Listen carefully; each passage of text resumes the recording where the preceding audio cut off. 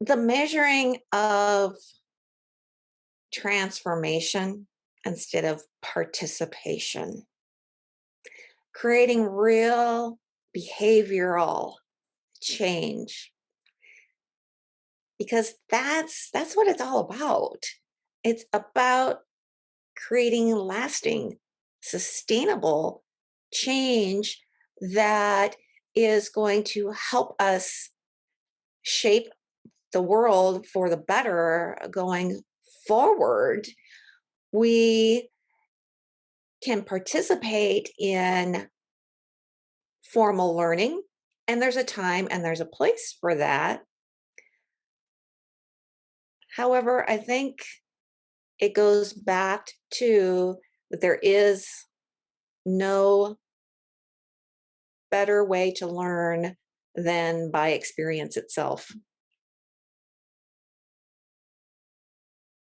For sure, anyone who is a part of ATD, I think it is a perfect opportunity to step into the model and upgrade, modernize the way that we approach learning and development. We've been functioning from models that have been around for a very long time.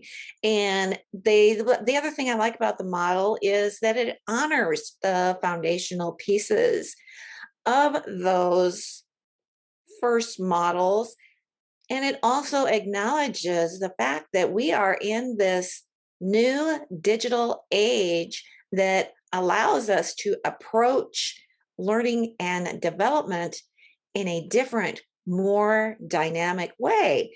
That we need to learn, people want to learn on the spot, not having to wait for a class to be developed. And the reason I specialize in serving leaders with this model is because when it comes to developing leaders, that is a significant investment for a business on multiple levels. And this model creates a ROI that just can't be competed with for changing behavior and impacting business results in a positive way. Because what it does is it takes the coaching from an event to an experience. It is all about the learner. And I love that about this model. It's all about helping them learn the way they need to learn in order to change their behavior. It's not about an agenda, not about the instructor's agenda. It's about meeting the learner where they are and helping them make positive change in their own behavior that will positively impact not only the business, but also their teams. Because when it comes right down to it, you can't have a business without people. And the most important investment a business can make is in the development of their people. And this model provides an opportunity to go to a culture of continuous learning. And I like to start with the leaders because the leaders have the most influence. Once they can apply the learning, change their behavior, then it over time it permeates throughout the business and right down to the business serving their customers better.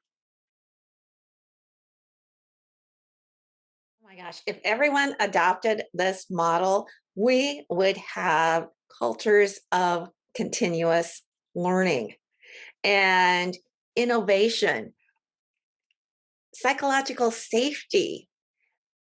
People would be meeting the need, the learning need of the people, not the one and done.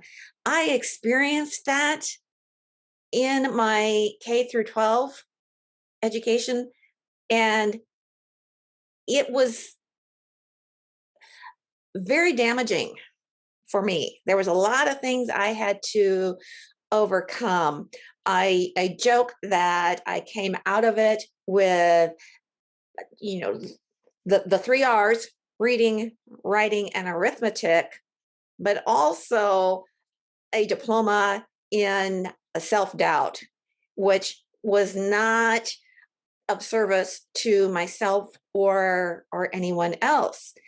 And this model creates it's accessible. It's a place where anybody can belong. It's not the one and done. It's not the one size fits all. It's serving the the learner where they need to be met and delivered into their where they want to make an impact, making the best use of all the skills that they have, many of which they probably don't realize they have. And that's the other beautiful part of the model, is it gives them an opportunity to engage in spaced learning, to practice it, and to learn what works and what doesn't work, and fine tune that for the good of themselves, their team, and their organization. I'm going to be a little vulnerable in sharing this because I think it applies. I also find it humorous that when we're green, we're growing; when we're ripe, we're rotting. And the LCD model gives us a place to be green and growing continuously.